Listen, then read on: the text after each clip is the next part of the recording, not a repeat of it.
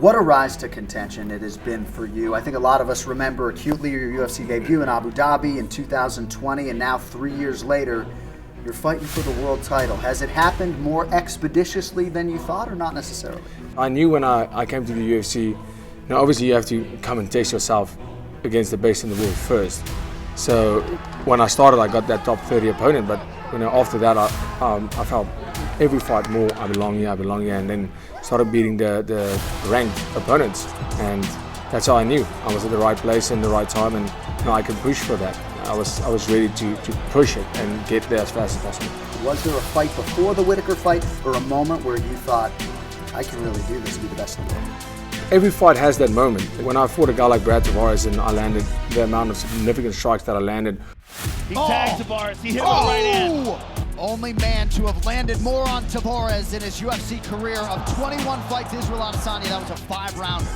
And then, of course, fighting Darren Till, a guy who went 5 rounds with the great Robert Whittaker, and actually put Whittaker down in the first round, and Whittaker couldn't take him down. I took him down 6 times out of 6.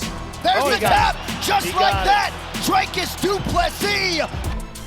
That was another testimony to what I have, getting Derek Brunson. Oh, big shots! Oh! Look, the towel just got thrown in. Top 5 in the UFC. That means I'm top 5 in the world. I'm coming for #1 spot. And knocking out Robert Whittaker. Now every fight has that one thing to remind you that I belong here and I can be the best fighter in the world. Du Plessis got Whittaker in all kinds of Whittaker's trouble. bad. Oh my goodness. Big strike raining down by the South African. Wow. Do you believe it? Dricus Wow. Du Plessis calls his shot.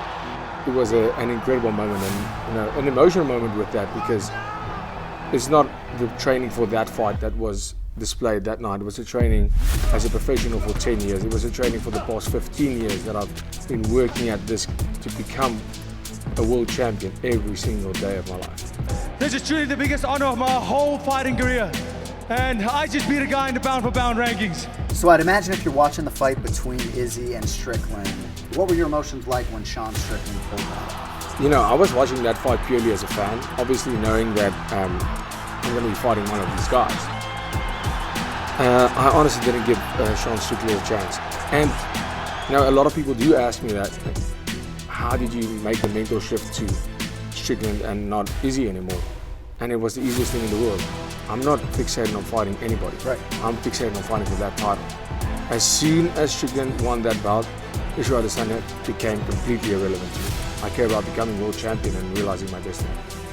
That's South Africa for you, baby. Learn the name, it's Dricus Du Plessis. The S is silent.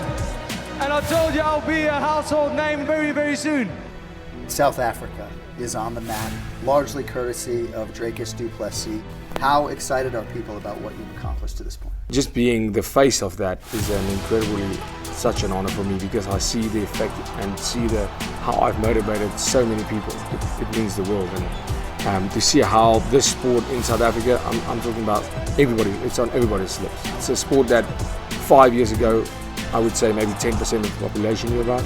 And right now, every single person knows about the UFC, and there's debates happening, and that's great. There are people that love Dricus. Some people are like, no, Dricus should have done this, should have done that. But at the end of the day, the South African sport's amazing, and if you go watch sports in South Africa, it's a different feeling, it's a different vibe. Yeah. It's the people are so passionate about sports in South Africa, it's unbelievable. Amazing, you're giving me chills. The people back home in South Africa, thank you for the amazing support. I appreciate it so much. This is a huge honor for me. Thank you. Been an absolute pleasure to watch you rise to prominence. I wish you all the best in January. Congratulations. Thank you so much, John. Dricus Du Plessis, the man on the marquee.